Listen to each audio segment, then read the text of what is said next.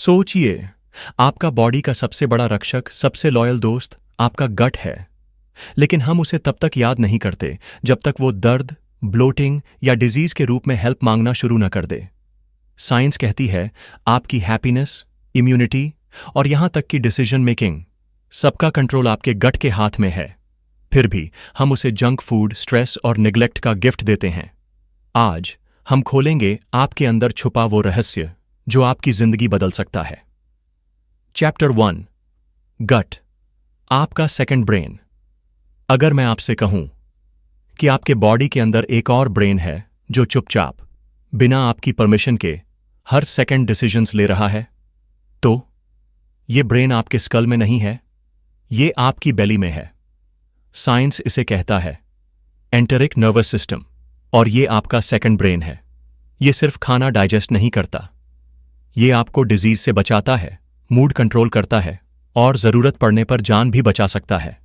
तो चलिए आपके पेट के अंदर छुपे इस रहस्यमयी ब्रेन की यात्रा शुरू करते हैं। Part 1, enteric nervous system, ENS, एक अदृश्य कंट्रोल रूम। पॉइंट 1, गट के वॉल के अंदर स्टमक से लेकर इंटेस्टाइन्स तक एक पूरा नर्वस नेटवर्क फैला हुआ है। इसे कहते हैं एंटेरिक नर्वस सिस्टम, ENS। इसमें 100 मिलियन न्यूरॉन्स होते हैं। ये उतने ही हैं जितने आपके स्पाइनल कॉर्ड में होते हैं। इमेजिन कीजिए, आपका स्पाइनल कॉर्ड आपके ब्रेन और बॉडी को कनेक्ट करता है, लेकिन ENS ये खुद में कंप्लीट है, एक पूरी ऑटोनोमस यूनिट। ENS की स्ट्रक्चर और फंक्शन, न्यूरॉन्स का डेंस नेटवर्क। ENS में 2 मुख्य लेयर्स होती हैं। मायेंटेरिक प्लेक्सस, जो मसल्स को कंट्रोल करता है ताकि फूड आगे बढ़े। सब म्यूकोसल प्लेक्सस, जो सिक्रीशन और ब्लड फ्लो रेगुलेट करता है। ये लेयर्स स्टमक से लेकर रेक्टम तक फैली होती हैं। ऑटोनॉमी, ENS को ब्रेन के ऑर्डर्स की जरूरत नहीं होती। एग्जाम्पल, अगर आप सो रहे हैं फिर भी आपका गट डाइजेशन करता रहता है, एंजाइम्स रिलीज करता है, बैक्टीरिया बैलेंस मेंटेन करता है। सिग्नल्स कम्युनिकेशन, ENS ब्रेन से वेगस नर्व और सिंपैथेटिक नर्व्स के जरिए कनेक्टेड है, लेकिन ये खुद भी इंडिपेंडेंट डिसीजंस ले सकता है। पार्ट 2, गट, खुद से डिसीजंस कैसे लेता है। पॉइंट 2, ब्रेन को अक्सर कंट्रोल सेंटर कहा जाता है, लेकिन गट का ENS कई चीजें इंडिपेंडेंटली डिसाइड करता है। डाइजेशन की टाइमिंग, कौन सा फूड कितनी देर स्टमक में रहेगा, कब स्मॉल इंटेस्टिन में जाएगा, ये गट खुद मैनेज करता है। न्यूट्रिएंट एब्जॉर्प्शन, गट खुद डिसाइड करता है कि कौन से न्यूट्रिएंट्स अब्जॉर्ब करने हैं और किसे पास कर देना है। डिफेंस मैकेनिज्म, अगर गट को लगे कि कोई टॉक्सिक या हार्मफुल चीज अंदर आई है तो ये तुरंत वॉमिटिंग या डायरिया ट्रिगर कर देता है, बिना ब्रेन से पूछे। Part 3, spoiled food example, life saving reaction. Example, मान लीजिए आपने गलती से स्पॉइल्ड फूड खा लिया। अब होता क्या है? डिटेक्शन, गट की लाइनिंग में मौजूद sensory sales instantly chemical composition detect करती हैं। अगर टॉक्सिन डिटेक्ट हुआ तो ये न्यूरॉन्स को सिग्नल देती हैं, danger, eject this food. Response, ENS muscles को कमांड देता है कि वो उल्टी, वॉमिटिंग के लिए रिवर्स कंट्रैक्शंस शुरू करें। ब्रेन को बाद में पता चलता है कि क्या हुआ।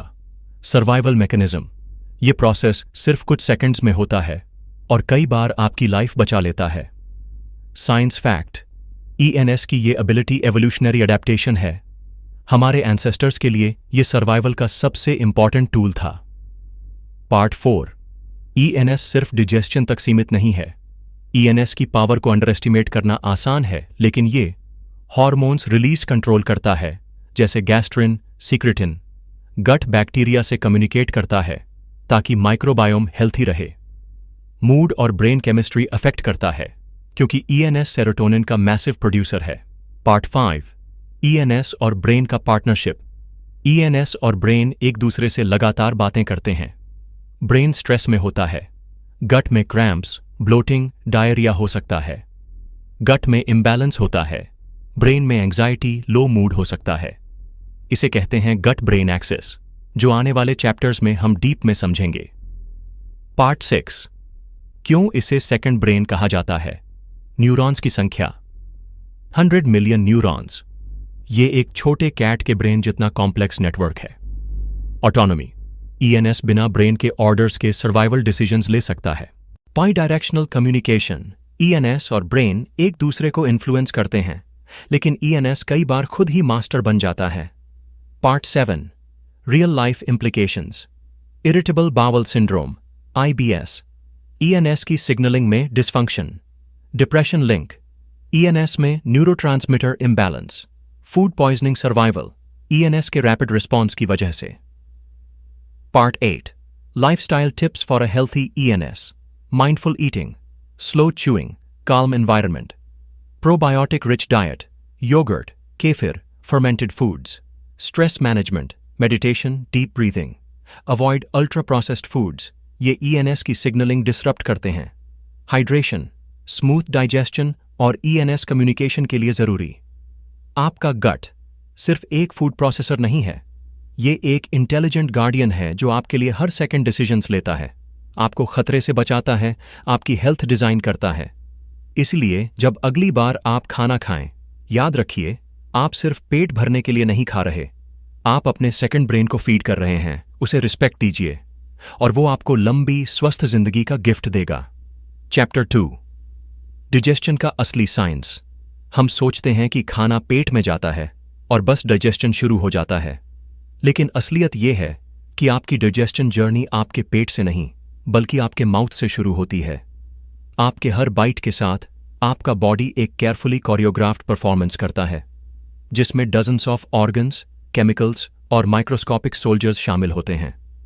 आज हम जानेंगे इस अद्भुत प्रोसेस का पूरा साइंस, माउथ से लेकर स्टमक तक और फिर आगे।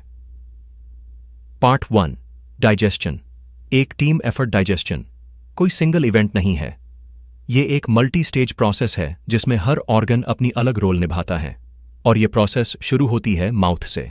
पॉइंट 1 डाइजेशन शुरू होता है माउथ से। Step 1 the first bite. जब आप फूड को माउथ में डालते हैं उसी वक्त डाइजेशन का पहला स्टेप एक्टिवेट हो जाता है। आपके ब्रेन ने पहले से एंटिसिपेट कर लिया होता है कि फूड आने वाला है। इस एंटिसिपेशन को कहते हैं सीफालिक फेज। फन फैक्ट, सिर्फ खाने को देखने या उसकी खुशबू सूंघने से भी सलाइवा प्रोडक्शन शुरू हो सकता है। Step 2 saliva, liquid gold. Saliva सिर्फ माउथ को वेट रखने के लिए नहीं है, यह डाइजेशन का पहला केमिकल वेपन है। इसमें होते हैं एंजाइम्स, खासकर एमिलेस और lipase. Amylase starch, complex carbohydrate को छोटे शुगर मॉलिक्यूल्स में तोड़ना शुरू करता है। लाइपेस फैट डाइजेशन की इनिशियल स्टेज शुरू करता है। सलाइवा फूड को सॉफ्ट और स्लिपरी बनाता है जिससे स्वॉलोइंग आसान हो। Step 3 mechanical processing. Chewing teeth का काम सिर्फ फूड को काटना नहीं है, च्यूइंग फूड को छोटे पार्टिकल्स में बदल देता है जिससे सरफेस एरिया बढ़ता है और एंजाइम्स जल्दी काम कर पाते हैं। साइंस फैक्ट, जितना ज्यादा आप च्यू करेंगे उतना ज्यादा एंजाइम एक्सपोजर मिलेगा, डाइजेशन स्मूथ होगी और स्टमक पर लोड कम होगा। Why starch to sugar. जब एमिलेस स्टार्च को तोड़ता है तो स्वीट टेस्ट डेवलप होती है, इसलिए अगर आप ब्रेड को लंबे समय तक चबाएं तो टेस्ट थोड़ा मीठा लगने लगता है। यह एंजाइम्स का मैजिक है। पार्ट 2 स्वॉलोइंग, फूड का जर्नी। स्टमक तक च्यूड फूड और सलाइवा मिलकर एक सेमी सॉलिड मैस बनाते हैं, इसे कहते हैं बोलस। जब आप स्वॉलो करते हैं, टंग बोलस को थ्रोट, फेरिंक्स में पुश करता है। एपिग्लॉटस विंड पाइप को बंद कर देता है ताकि फूड गलत रास्ते में न जाए। फूड इसोफेगस में चला जाता है जहां पेरिस्टाल्सिस नाम की वेव लाइक मसल मूवमेंट्स उसे स्टमक तक पहुंचाती हैं। पॉइंट 2 स्टमक का एसिड, नेचर का strongest cleaning agent. Stomach arrival जैसे ही बोलस स्टमक में पहुंचता है, यहां का एनवायरनमेंट पूरी तरह अलग है, एसिडिक, पावरफुल और highly specialised. Hydrochloric acid HCl, the dissolver stomach की inner lining parietal cells produce करती हैं। HCl pH लेवल लगभग 1.5 to 3.5, इतना स्ट्रॉन्ग कि रेजर ब्लेड भी डिसॉल्व कर सकता है, लैब टेस्ट्स में कंफर्म्ड। एसिड का काम प्रोटीन को डीनेचर करना, अनफोल्ड करना ताकि एंजाइम्स उन्हें डाइजेस्ट कर सकें, हार्मफुल बैक्टीरिया और पैथोजेंस को किल करना, डाइजेस्टिव एंजाइम पेप्सिन को एक्टिवेट करना। साइंस नोट, अगर स्टमक एसिड इतना स्ट्रॉन्ग है तो खुद स्टमक क्यों डिसॉल्व नहीं होता? क्योंकि स्टमक की लाइनिंग पर म्यूकस बैरियर और बाइकार्बोनेट सिक्रीशन उसे प्रोटेक्ट करते हैं। मस्क्यूलर चर्निंग स्टमक सिर्फ केमिकल प्रोसेसिंग नहीं करता, ये फूड को मैकेनिकली चर्न करता है, उसे काइम नाम के थिक लिक्विड में बदल देता है जो आगे स्मॉल इंटेस्टाइन में जाएगा। पार्ट 3, माउथ और स्टमक की टीम वर्क का सीक्रेट। माउथ में शुरू हुई कार्बोहाइड्रेट डाइजेशन स्टमक में पॉज हो जाती है क्योंकि एसिड एमिलेज को डीएक्टिवेट कर देता है, लेकिन फैट और प्रोटीन डाइजेशन स्टमक में जोर शोर से शुरू हो जाती है। जितना अच्छी तरह आप च्यू करेंगे उतना स्टमक को कम मेहनत करनी पड़ेगी। लाइफस्टाइल टिप, हर बाइट को 20 बार च्यू करें। Why 20 times? Surface area increase, enzymes को ज्यादा जगह मिलती है काम करने की। बेटर सेटाइटी, ब्रेन को फुलनेस सिग्नल 15-20 मिनट में मिलता है। स्लो ईटिंग ओवर ईटिंग रोकता है। स्टमक लोड कम, च्यूड फूड स्टमक मसल्स को आसानी से प्रोसेस करने में मदद करता है। Acid reflux prevention, large unchewed chunks reflux और ब्लोटिंग बढ़ाते हैं। रियल लाइफ एनालॉजी, अगर आप एक ब्लेंडर में बड़े फ्रूट चंक्स डालेंगे तो मोटर पर ज्यादा लोड पड़ेगा। अगर आप छोटे पीसेस डालें तो ब्लेंडिंग स्मूथ होगी। सेम लॉजिक, आपका स्टमक भी एक बायोलॉजिकल ब्लेंडर है। पार्ट 4, कॉमन मिस्टेक्स जो डाइजेशन को नुकसान पहुंचाते हैं। Fast eating, enzyme action incomplete रहता है।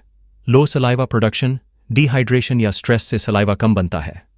Talking while eating, air swallow होती है। Bloating, processed food dominance, fibre कम, माइक्रोबायोम को नरिशमेंट कम मिलता है।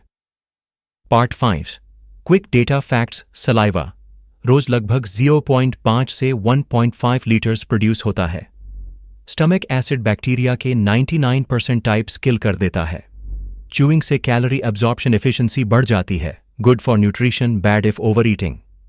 आपका माउथ और स्टमक सिर्फ खाना प्रोसेस करने वाले पार्ट्स नहीं हैं। ये एक सिम्फनी ऑर्केस्ट्रा की तरह है जहां हर इंस्ट्रूमेंट, एंजाइम, एसिड, मसल अपनी एग्जैक्ट टाइमिंग पर प्ले करता है। अगर एक भी नोट गलत हुआ, पूरी हार्मनी बिगड़ सकती है।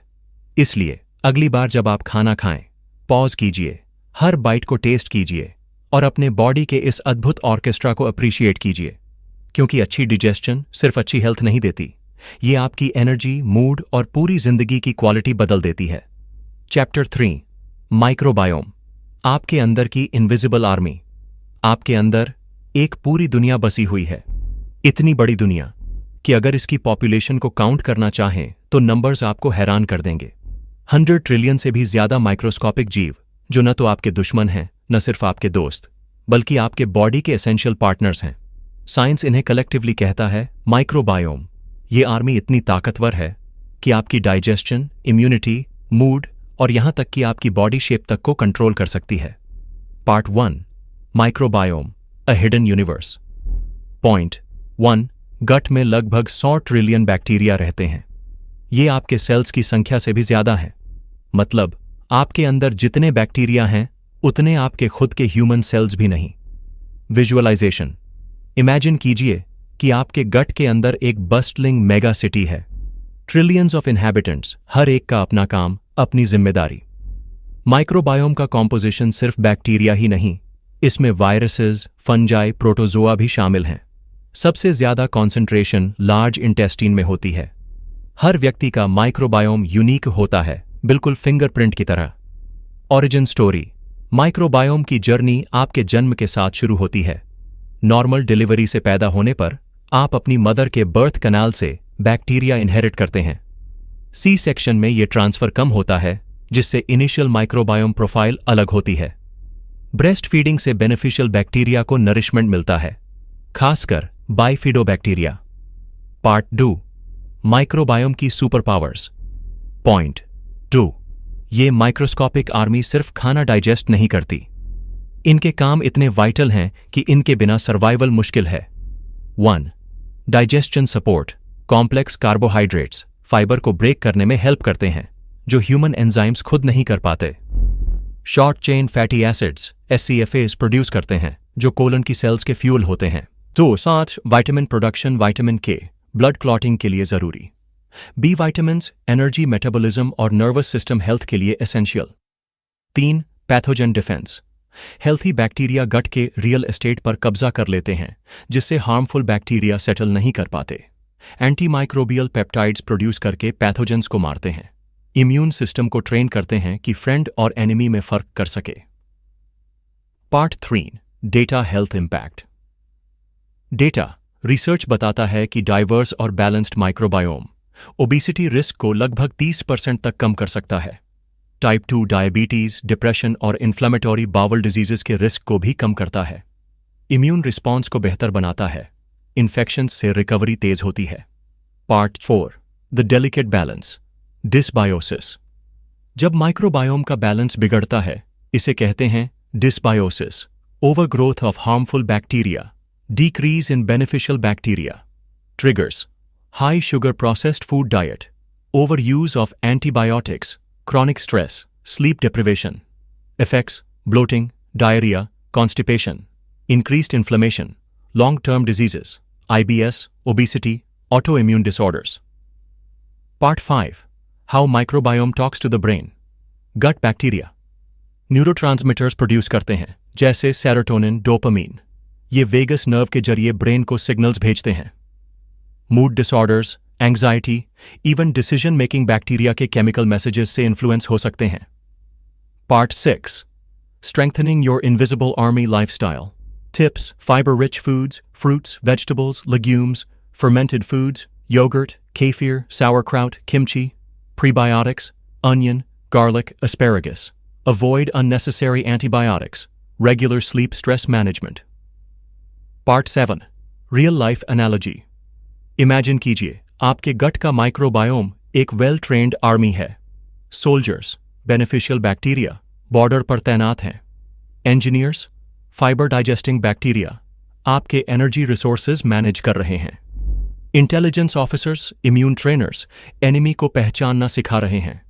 अगर ये आर्मी कमजोर हो जाए तो आपका बॉर्डर ओपन हो जाएगा और इन्वेडर्स, पैथोजेंस अंदर घुस जाएंगे। आपका माइक्रोबायोम आपका सबसे लॉयल आर्मी है। ये बिना सैलरी, बिना छुट्टी 24/7 आपके लिए लड़ती है, कभी डिजेस्शन में मदद करके, कभी इम्यूनिटी बढ़ाकर और कभी डिजीज को आपके करीब भी नहीं आने देकर। लेकिन याद रखिए, इस आर्मी को फ्यूल चाहिए। हेल्थी फूड, बैलेंस्ड लाइफस्टाइल, ये इनका हथियार है। अगर आप अपने माइक्रोबायोम का ख्याल रखेंगे तो ये आपकी बॉडी को डिजीज, एजिंग और वीकनेस से बचा कर रखेगा। आपके अंदर की ये इनविजिबल आर्मी आपकी सबसे बड़ी ताकत है। चैप्टर 4, इम्यूनिटी का हेडक्वार्टर। अगर मैं आपसे कहूं कि आपके बॉडी का सबसे बड़ा आर्मी बेस आपके पेट के अंदर है, तो ये कोई मेटाफोर नहीं है, ये प्योर साइंस है। लगभग 70% इम्यून सेल्स आपके गट में रहते हैं। यहीं से आपके बॉडी की डिफेंस स्ट्रैटेजी तैयार होती है। यहीं से डिजीज के खिलाफ पहला वार होता है। आज हम देखेंगे कैसे आपका गट आपकी इम्यूनिटी का असली हेडक्वार्टर है। पार्ट 1, गट, इम्यून सिस्टम का सेंट्रल कमांड। पॉइंट 1, साइंस बताता है कि हमारे बॉडी के टोटल इम्यून सेल्स का लगभग 70% हिस्सा गट एसोसिएटेड लिम्फॉइड टिश्यू, गैल्ट में मौजूद है। गॉल्ट एक स्पेशलाइज्ड इम्यून सिस्टम है जो गट की दीवारों, लाइनिंग में एम्बेडेड है। इसका काम है फूड और पैथोजेंस के बीच फर्क पहचानना और तुरंत एक्शन लेना। वाई गट? गट वो जगह है जहां डेली सबसे ज्यादा फॉरेन पार्टिकल्स आते हैं, फूड, बैक्टीरिया, वायरसेस। एक दिन में आप लगभग 1.52 किलो फूड और बिलियंस ऑफ माइक्रोब्स इंजेस्ट करते हैं। अगर गट इम्यून सिस्टम स्ट्रांग न हो तो ये माइक्रोब्स इजीली बॉडी में घुस सकते हैं। Part 2, gut lining, the border security point 2। Gut की इनर लाइनिंग सिर्फ एक फिजिकल वॉल नहीं है, ये एक हाईटेक बॉर्डर सिक्योरिटी सिस्टम है। Structure: epithelial cells, tightly packed cells जो एक बैरियर बनाते हैं। म्यूकस लेयर, हार्मफुल बैक्टीरिया को सीधे सेल्स से कांटेक्ट करने से रोकता है। Immune sentinels, dendritic cells, pathogens को पहचानते हैं और इम्यून रिस्पॉन्स ट्रिगर करते हैं। मैक्रोफेजेस, पैथोजेंस को एनगल्फ करके न्यूट्रलाइज करते हैं। Lymphocytes, T cells, B cells targeted attack launch करते हैं। मैकेनिज्म: पहचान और defence activation detection. Gut lining के सेल्स इनकमिंग पार्टिकल्स को स्कैन करते हैं। डिफरेंशिएशन: फूड प्रोटीन्स और हार्मफुल पैथोजेंस के बीच फर्क किया जाता है। रिस्पॉन्स: अगर हार्मलेस फूड पार्टिकल है, इम्यून सिस्टम शांत रहता है। टॉलरेंस: अगर पैथोजन है, immediate defence activation, inflammation, antibodies production. Part 3, example, small cut versus strong. Gut: imagine कीजिए आपको हाथ पर छोटा सा कट लग गया। बैक्टीरिया इजीली एंटर कर सकते हैं। अगर इम्यून रिस्पॉन्स स्लो हो, इन्फेक्शन फैल सकती है। लेकिन अगर आपका गट हेल्थी है, आपके इम्यून सेल्स पहले से ट्रेन्ड हैं, पैथोजन एंट्री के सेकंड्स में न्यूट्रलाइजेशन शुरू हो जाता है। रिजल्ट, इन्फेक्शन फैलने से पहले ही खत्म हो जाती है। Science fact, gut microbiome immune system को डेली ट्रेनिंग देता है, जैसे सोल्जर्स को मॉक ड्रिल्स दी जाती हैं। Part 4, gut immunity link in real life. Weak gut, weak immunity, frequent colds, allergies, slow wound healing, strong gut, strong immunity, rare infections, better recovery speed, lower risk of chronic inflammation. Part 5, the role of microbiome in immunity. Beneficial bacteria. Immune cells को pathogens पहचानना सिखाते हैं। Microbiome harmful bacteria के लिए resources खत्म कर देता है, competitive exclusion. Dysbiosis, imbalanced microbiome. Overactive immunity, autoimmune diseases, या underactive immunity, frequent infections. Part 6, strengthening your gut immune HQ lifestyle. Tips, diverse diet, ज़्यादा plant-based और fiber-rich foods.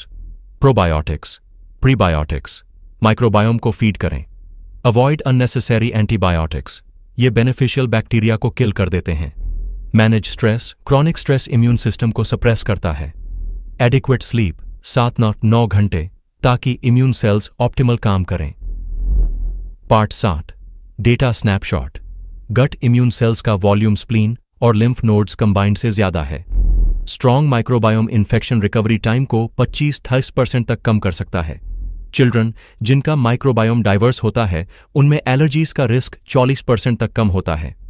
आपके गट में सिर्फ खाना डाइजेस्ट नहीं होता, यहीं पर आपके बॉडी की आर्मी रहती है, ट्रेन्ड, अलर्ट और हमेशा रेडी। ये आर्मी आपके लिए लड़ती है बिना आपसे कुछ मांगे। लेकिन इस आर्मी का बेस कैंप, आपका गट, तभी मजबूत रहेगा जब आप उसे सही फ्यूल देंगे, स्ट्रेस से बचाएंगे और उसकी डिवर्सिटी को प्रोटेक्ट करेंगे। याद रखिए, स्ट्रॉन्ग गट मतलब स्ट्रॉन्ग इम्यूनिटी, और स्ट्रॉन्ग इम्यूनिटी मतलब लंबी, स्वस्थ, डिजीज फ्री जिंदगी। Chapter 5, gut brain connection. आप सोचते होंगे कि आपकी इमोशंस, आपके डिसीजंस सब आपके ब्रेन में बनते हैं, लेकिन सच ये है कि आपकी हैप्पीनेस, आपकी एंग्जाइटी, आपकी कामनेस, इनका कंट्रोल सिर्फ आपके सिर के अंदर नहीं है, इसका एक बड़ा हिस्सा आपके पेट में है। साइंस इसे कहता है गट ब्रेन कनेक्शन, और इस कनेक्शन की सबसे महत्वपूर्ण कड़ी है vagus nerve. Part 1, the super highway, vagus nerve. Point 1, gut और ब्रेन एक हाई स्पीड कम्युनिकेशन लाइन से जुड़े हैं, इसे कहते हैं vagus nerve. Structure role, vagus nerve आपके ब्रेन स्टेम से निकलकर आपके नेक, चेस्ट और स्टमक से होकर गट तक जाती है। ये सिग्नल्स दोनों डायरेक्शंस में कैरी करती हैं। Brain, gut, digestion control, enzyme release, muscle movement. Gut, brain, hunger fullness signals, danger alerts, emotional states.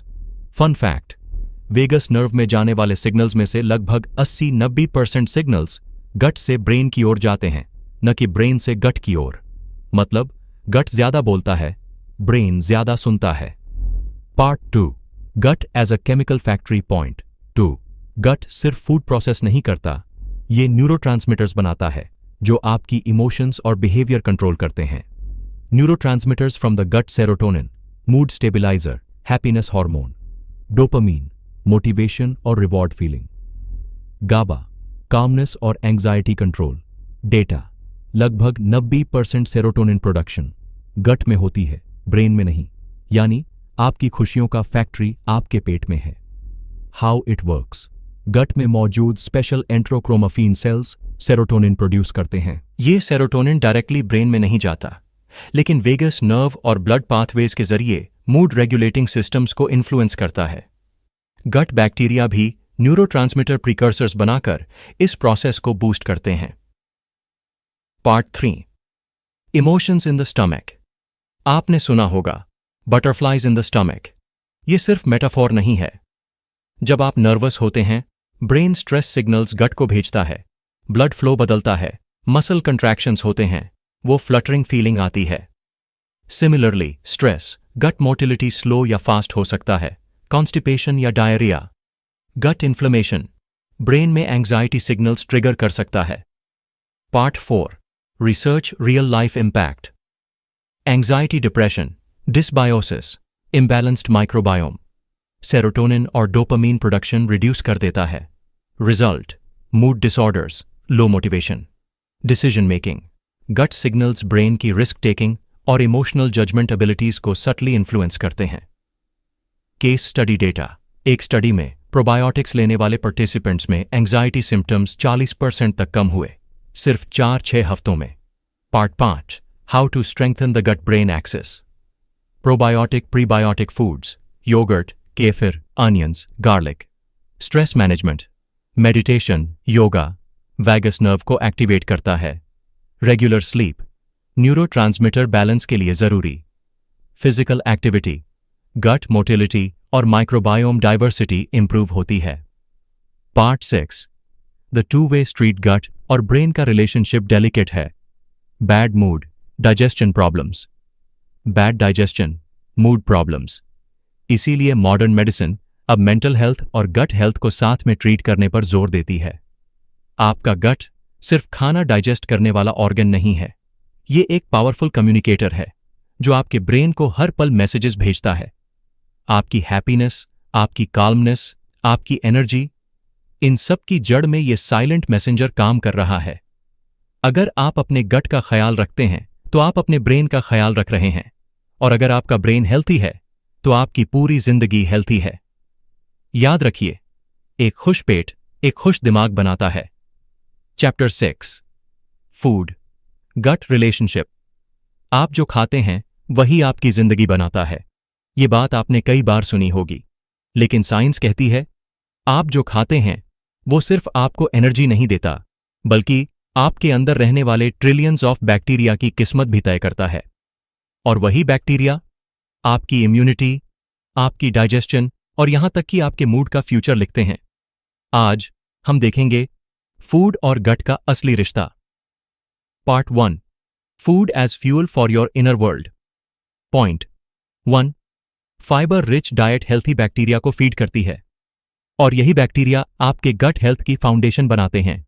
Fibre, the prebiotic hero fibre, खुद डाइजेस्ट नहीं होता, ये आपके गट बैक्टीरिया के लिए खाना है। बैक्टीरिया फाइबर को short chain fatty acids SCFAs में बदलते हैं, जैसे ब्यूटीरेट, एसीटेट, प्रोपियोनेट। SCFAs गट लाइनिंग की हेल्थ मेंटेन करते हैं, इन्फ्लामेशन कम करते हैं, इम्यून सेल्स को रेगुलेट करते हैं। विजुअलाइजेशन, इमेजिन कीजिए आपके गट बैक्टीरिया छोटे फार्मर्स हैं, फाइबर उनका खेत है और SCFAs उनकी फसल, जो आपकी बॉडी को हेल्थी रखती है। Sources of fibre, whole grains, oats, quinoa, brown rice, legumes, lentils, chickpeas, beans, vegetables, broccoli, spinach, carrots, fruits, apples, bananas, berries. Fact, WHO recommend करता है कि अडल्ट्स को कम से कम 25-30 G फाइबर रोज लेना चाहिए, लेकिन एवरेज इनटेक उससे काफी कम है। Part 2, processed food, the silent enemy. Point 2, processed food सिर्फ एम्प्टी कैलोरीज नहीं देता, ये आपके गट माइक्रोबायोम का बैलेंस बिगाड़ सकता है। Why processed food is harmful? Low fibre, bacteria के लिए फूड कम, बेनिफिशियल स्ट्रेन्स की पॉपुलेशन घटती है। High sugar, unhealthy fats, harmful bacteria और यीस्ट ओवरग्रोथ को प्रमोट करते हैं। एडिटिव्स, प्रिजर्वेटिव्स गट लाइनिंग को इरिटेट करके इन्फ्लेमेशन ट्रिगर करते हैं। Dysbiosis connection, processed food, microbiome diversity कम, dysbiosis, bacterial imbalance. Dysbiosis, digestion problems, immunity issues, mood swings, long-term chronic diseases जैसे type 2 diabetes, obesity, inflammatory bowel diseases. Real life example, urban lifestyle में fast food dependency वाले लोगों में microbiome diversity rural plant-based diet वाले लोगों से 30-40% कम पाई गई। Part 3, the power of diversity in diet. Tip, 30+ plant-based foods हर हफ्ते खाएं। वाई डाइवर्सिटी मैटर्स, हर प्लांट फूड में अलग टाइप के फाइबर और फाइटोन्यूट्रिएंट्स होते हैं। अलग बैक्टीरिया अलग फाइबर्स पर थ्राइव करते हैं। जितनी ज्यादा वैरायटी उतना डाइवर्स माइक्रोबायोम, और डाइवर्स माइक्रोबायोम का मतलब strong immunity, better digestion, stable mood. Practical ways to hit 30+ plant foods. Breakfast, oats plus banana plus chia seeds plus berries. Lunch, lentil, dal plus brown rice plus spinach. Snacks, apple plus handful of nuts. Dinner, quinoa salad with cucumber, tomatoes, chickpeas. Parsley data. American gut project study के मुताबिक जो लोग 30 या उससे ज्यादा plant foods हफ्ते में खाते हैं उनके माइक्रोबायोम में बेनिफिशियल बैक्टीरिया सिग्निफिकेंटली ज्यादा पाए गए। Part 4 building a gut friendly plate. Half plate vegetables, raw plus cooked mix, quarter plate whole grains, high fibre, quarter plate protein, beans, lentils, tofu, healthy fats, olive oil, avocado, nuts. Part 5 lifestyle enhancers. Alongside diet adequate hydration fibre को सही से work करने में मदद करता है। Mindful eating digestion process को optimise करता है। Avoid late night heavy meals, microbiome की नेचुरल रिदम डिस्टर्ब न हो। आपका गट आपका सबसे लॉयल साथी है, लेकिन ये तभी स्ट्रांग रहेगा जब आप उसे सही फ्यूल देंगे। फाइबर रिच फूड्स, वैरायटी और नेचुरल इंग्रेडिएंट्स, ये आपके गट के लिए वही हैं जो ऑक्सीजन आपके लंग्स के लिए है। अगर आप प्रोसेस्ड फूड्स को कम करके प्लांट्स की दुनिया को अपनी प्लेट में जगह देंगे तो आपका गट आपको एनर्जी, इम्यूनिटी और एक लंबी हेल्थी जिंदगी का गिफ्ट देगा। याद रखिए, आप सिर्फ अपने लिए नहीं खा रहे, आप अपने अंदर की पूरी इनविजिबल आर्मी के लिए खा रहे हैं। Chapter 7 stress. गट। क्या आपने कभी नोटिस किया है जैसे जैसे एग्जाम पास आता है पेट में जलन बढ़ जाती है, या एक इंपॉर्टेंट प्रेजेंटेशन से पहले पेट में अजीब सी बेचैनी होने लगती है? ये सिर्फ टेंशन नहीं है, ये है आपके दिमाग और आपके गट के बीच का साइलेंट वॉर। स्ट्रेस और गट का रिश्ता गहरा, खतरनाक और समझने लायक है। पार्ट 1 क्रॉनिक स्ट्रेस, डाइजेशन का break. Point 1 chronic stress digestion को स्लो कर देता है। Science behind it. जब बॉडी स्ट्रेस में होती है, ब्रेन फाइट और फ्लाइट मोड एक्टिवेट करता है। ब्लड और एनर्जी डाइजेशन से हटकर मसल्स और ब्रेन की तरफ रीडायरेक्ट हो जाते हैं। Result digestion slow, stomach empty होने में देर, ब्लोटिंग और डिस्कम्फर्ट। एग्जाम्पल, एक डेडलाइन या जॉब इंटरव्यू के पहले आपका एपिटाइट अचानक कम हो सकता है, या उल्टा आप इमोशनल ईटिंग करने लगते हैं। ये दोनों ही स्ट्रेस रिस्पॉन्स के वेरिएशंस हैं। Part 2 cortisol, the silent damager point. 2 stress hormone. Cortisol gut lining को डैमेज कर सकता है। How cortisol affects gut. Cortisol लगातार हाई रहने पर म्यूकस लेयर पतली हो जाती है, गट लाइनिंग वीक, पैथोजेंस और टॉक्सिन्स का एंट्री रिस्क बढ़ता है। Result inflammation, leaky gut syndrome, food sensitivities. Research insight, chronic stress वाले लोगों में गट परमिएबिलिटी 40% तक ज्यादा पाई गई compare to low stress individuals. Part 3 stress symptoms in the gut. Acidity, acid reflux, constipation या diarrhoea, loss of appetite, nausea, irritable bowel syndrome, IBS, flare ups. Real life example, exam stress के समय acidity बढ़ना। Stress stomach acid production को disturb करता है, जिससे burning sensation और discomfort बढ़ जाता है। Part 4 breaking the stress gut cycle. Stress और गट एक दूसरे को वर्सन करते हैं। स्ट्रेस, गट हेल्थ खराब, पुअर गट हेल्थ, मूड और एंग्जाइटी वर्स। इसे ब्रेक करने के लिए लाइफस्टाइल हैबिट्स जरूरी हैं। Lifestyle tips, mindful breathing, 5-10 minute deep breathing vagus nerve को एक्टिवेट करके स्ट्रेस रिड्यूस करती है। Physical activity, cortisol levels naturally lower होते हैं। Balanced diet, anti inflammatory foods, leafy greens, omega three sources. Sleep hygiene, 7 से 8 घंटे की नींद न्यूरोट्रांसमीटर और हार्मोन बैलेंस के लिए जरूरी। Limit caffeine, high caffeine anxiety और एसिडिटी बढ़ा सकता है। स्ट्रेस आपके ब्रेन और गट दोनों को धीरे धीरे खा सकता है, लेकिन अच्छी खबर यह है आप इसे कंट्रोल कर सकते हैं। हर माइंडफुल ब्रेथ, हर हेल्थी मील, हर शांत रात आपका गट रिपेयर कर रही होती है। याद रखिए, एक काल्म माइंड एक हेल्थी गट बनाता है, और एक हेल्थी गट आपको एक स्ट्रांग और रेजिलिएंट इंसान बनाता है। चैप्टर 8 पूप साइंस। ये सुनने में अजीब लगे, लेकिन आपकी हेल्थ का सबसे सच्चा रिपोर्ट कार्ड आपका ब्लड टेस्ट नहीं बल्कि आपका टॉयलेट देता है। हर सुबह जो आप फ्लश करते हैं वो आपके गट का सबसे ईमानदार फीडबैक है। आज हम डिकोड करेंगे पूप का असली science. Part 1 colour shape, gut health के क्लूज। पॉइंट 1 पूप का कलर और शेप आपके गट हेल्थ के हिडन इंडिकेटर्स होते हैं। Colour indicators, brown healthy, bile pigments के ब्रेकडाउन का रिजल्ट। ग्रीन लीफी ग्रीन्स ज्यादा या food transit fast. Black red possible bleeding medical attention जरूरी। Pale clay coloured, bile flow issue, liver या gall bladder check कराना चाहिए। टिप, अचानक colour change, अगर 2-3 दिन में नॉर्मल ना हो तो डॉक्टर से कंसल्ट करें। शेप कंसिस्टेंसी, शेप सिर्फ कंफर्ट नहीं, डाइजेशन एफिशिएंसी भी बताता है।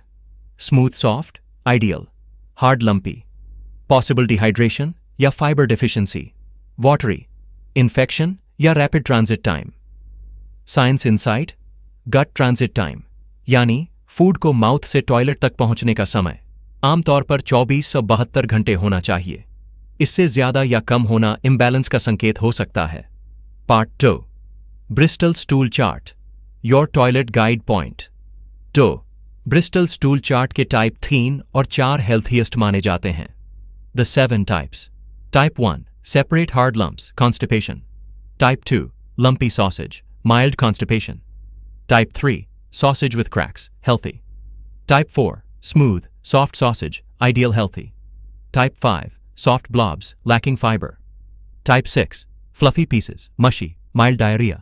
Type 7, watery, no solid pieces, severe diarrhea. Memory. Tip 3, 4, gut at its best. 1, toe, fiber water चाहिए। 5 to 7, gut irritation या infection. Part 3, how to keep your poop in the healthy zone. Hydration, कम से कम 2-3 litres पानी daily. Fiber intake, 25-30 ग्राम रोज, fruits, vegetables, whole grains. Regular movement, exercise bowel motility improve करता है। Limit processed foods, gut microbiome को imbalance ना करें। Listen to your body, poop urge delay ना करें वरना constipation risk बढ़ता है। Poop एक awkward topic है, लेकिन ये आपकी हेल्थ का ओपन बुक है। कलर, शेप, फ्रीक्वेंसी सब आपकी बॉडी की कहानी कहते हैं। अगर आप अपने टॉयलेट सिग्नल्स को इग्नोर करना बंद करेंगे तो आप डिजीजेस को अर्ली स्टेज में पकड़ सकते हैं और अपना गट सालों तक हेल्थी रख सकते हैं। याद रखिए, फ्लश करने से पहले एक नजर डालना कभी बुरा नहीं होता। हमने अभी अभी एक अद्भुत यात्रा पूरी की, एक ऐसी दुनिया की जो हमारे अंदर है, और फिर भी हम में से ज्यादातर लोग उसे कभी सच में समझ नहीं पाते। आपका गट सिर्फ डाइजेशन की मशीन नहीं, ये आपका सेकंड ब्रेन है, आपकी इम्यूनिटी का हेडक्वार्टर है, आपके मूड, एनर्जी और इवन आपकी जिंदगी की क्वालिटी का असली फाउंडेशन है। अब ये आप पर है, क्या आप अपने गट को वैसे ही इग्नोर करेंगे या आज से इसे वो रिस्पेक्ट देंगे जो ये डिजर्व करता है? हेल्थी फूड, माइंडफुल हैबिट्स और स्ट्रेस फ्री लाइफ, ये सिर्फ वेलनेस टिप्स नहीं बल्कि आपकी लॉन्ग टर्म हेल्थ की इंश्योरेंस हैं। अगर ये बातें आपके दिल को छू गईं तो इसे शेयर कीजिए ताकि और लोग भी अपने गट की कहानी सुन पाएं। और हां, अपने बॉडी के सिग्नल्स को सुनना कभी मत भूलिए, क्योंकि एक हेल्थी गट मतलब एक हेल्थी आप।